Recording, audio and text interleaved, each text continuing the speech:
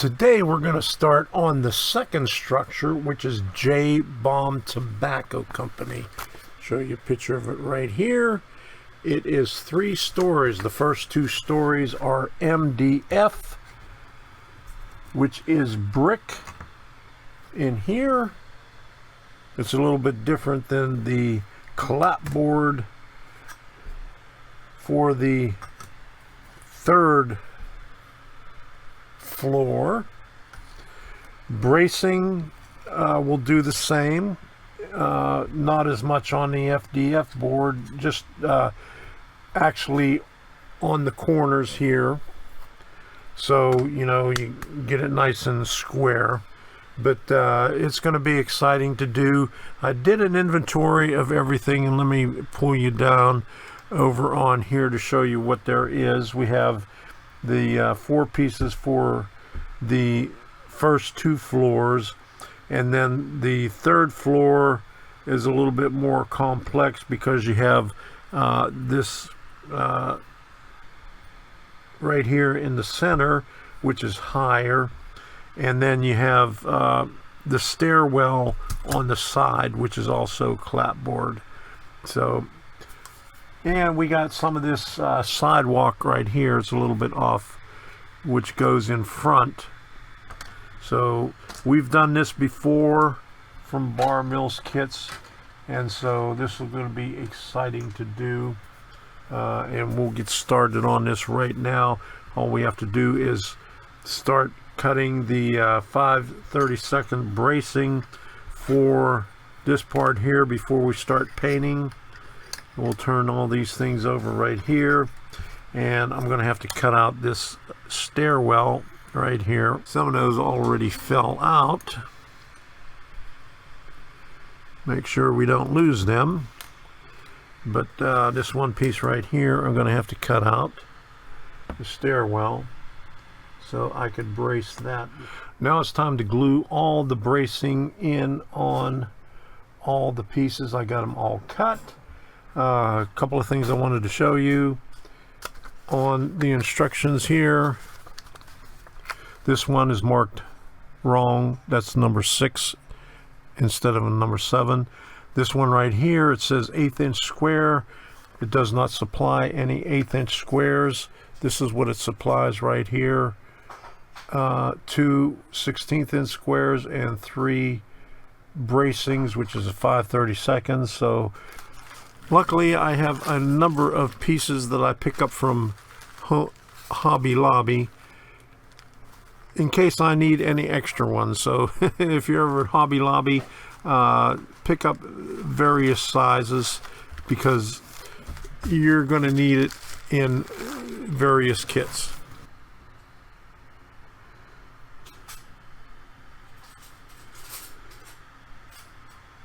A quick refresher of how to apply the glue. And in the instructions they say use clamps, but I've never had to use clamps. Just with the Aleene's tacky glue, you just make sure it's on good and tight, you know, press down on it.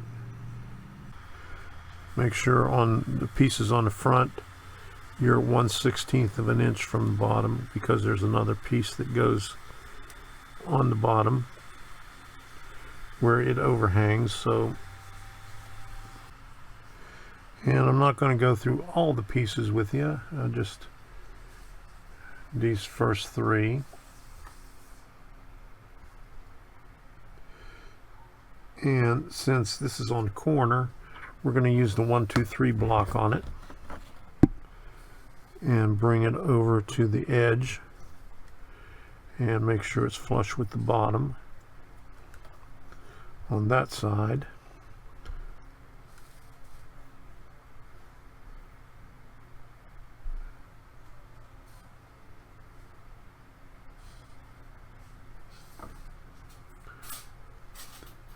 And when you're doing the corners,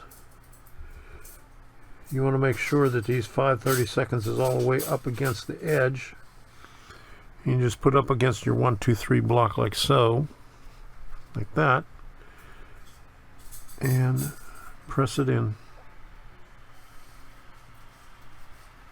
There you go. All the bracing is attached, and now it's time for painting. We're going to paint everything red. On the brick, I'm going to do a white and see if we could fill in the cracks, the mortar joints, with the white, and then brush over it with the red.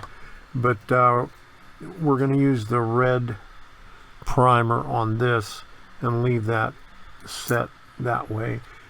These windows up on the top and the one small window for in the bottom, we're going to do in white.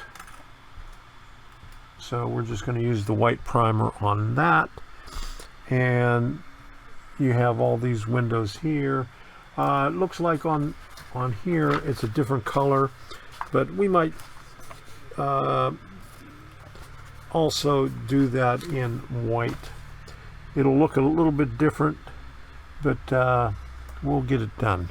I also have a Baum Tobacco in N scale that I picked up when I was up in Bar Mills Scale Model Works in Bar Mills, Maine. Art gave me this one, and this is going to go on Debbie's layout. And Baum is one of the first ones that he did on his N scale layout. And so this is going to be good practice for this one here in miniature, in half the size of the HO. So all the primer is on. This is going to be the final coat. I just used the red primer on this one. I used the white primer on this one, and I'm going to dry brush red over top of it. I wanted to fill in all the mortar joints with white, and so we'll just dry brush over top of it with the red to give you the brick effect. White on here, and I got these right here, these windows right here, I still have them on the tape. They're all in white. So we're ready to start putting on the signage and assembling all the windows before we glue everything together. So here we go. Whenever I paint the windows, I always leave them on the masking tape so I don't lose them. On the brick portion of the building, you can see right in here there was a lot of white showing up the way I did it. What I did was I sprayed it with white primer, and then I dry brushed it with the red brick, but it was coming out too white. So what I did was I went over it again. I went outside and I spray painted lightly with red over top of it, just to get it looking more like red brick with not too much mortar joints showing through. Put the signage on there. When trying to adjust the Baum, since it's a T-shaped, I ended up splitting it right there, so, but that's okay. Here's one from another kit, and I'm gonna cut out another one over here. I thought I had a big Coca-Cola sign, but I don't, so I'm gonna use this Lucky Strike. Put that in the back there. Here is the clapboard signage, right there, right here. I might put one in the back on the third floor. So, and this one is the divider. I ended up putting, you can see this right here. I put this decal over here and realized that that was the wrong side. So I ended up, before it dried, I was able to scrape it off, except for this little piece right here. You can see that's the corner right there, but I reapplied it, put some more glue on it, and put it on the correct piece.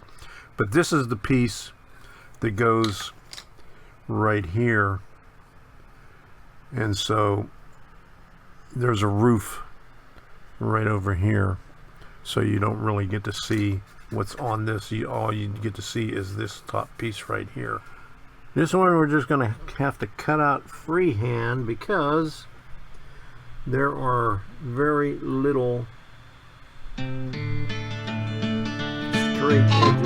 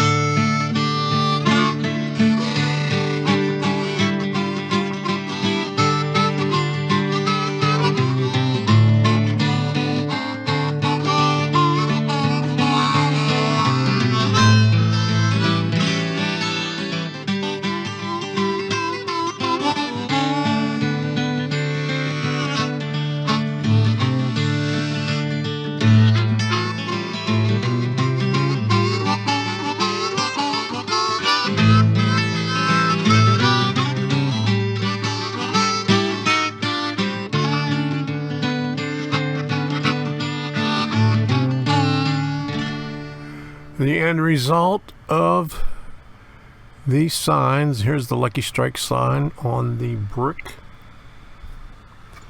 And I found one from an old kit, Point Beer, that I put on the third floor, the back. And you just go over it with a burnishing tool, like on the clapboard, and then follow each one of the lines with the smaller end of it to get the ridges. I don't know if you can see it. Get a little bit of light on it. You might be able to see it like right there. And I have my white glue in one of these bottles right here. I'm not sure what this was from, but it has measurements on the side. But I buy my white glue in a gallon jug, and the I used to put it in here, but as you can see, this thing is filled up with glue. The glue dries out in it, and so it becomes unusable after a while. It's hard to get the dried up glue out of there, and you end up destroying the tip on here by cutting it out. So I just decided to put it in a glass bottle and use this little thing to spread it out. Makes life a lot easier. If you're wondering why I already assembled the first two floors with the brick on it, this is MDF board. It's much sturdier, and as you can see on the sides here, it's tab and slot. So even though, you know, you still put the corner pieces in there for a better gluing surface and for alignment, it's easier to assemble, and it's not as delicate as the basswood.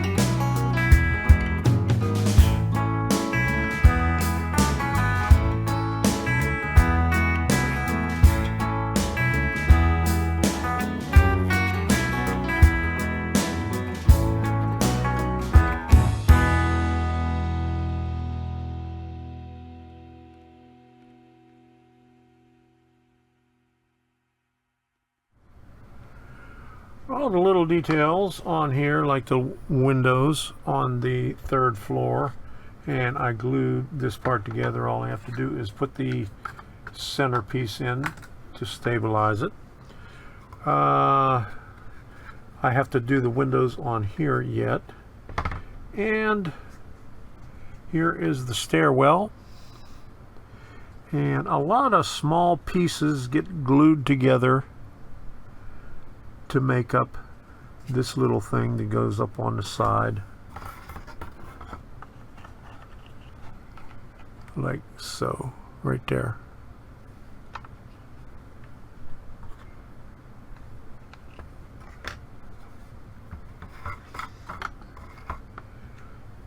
So don't forget to stay tuned to Workbench Wednesday, where I will have this thing finished up.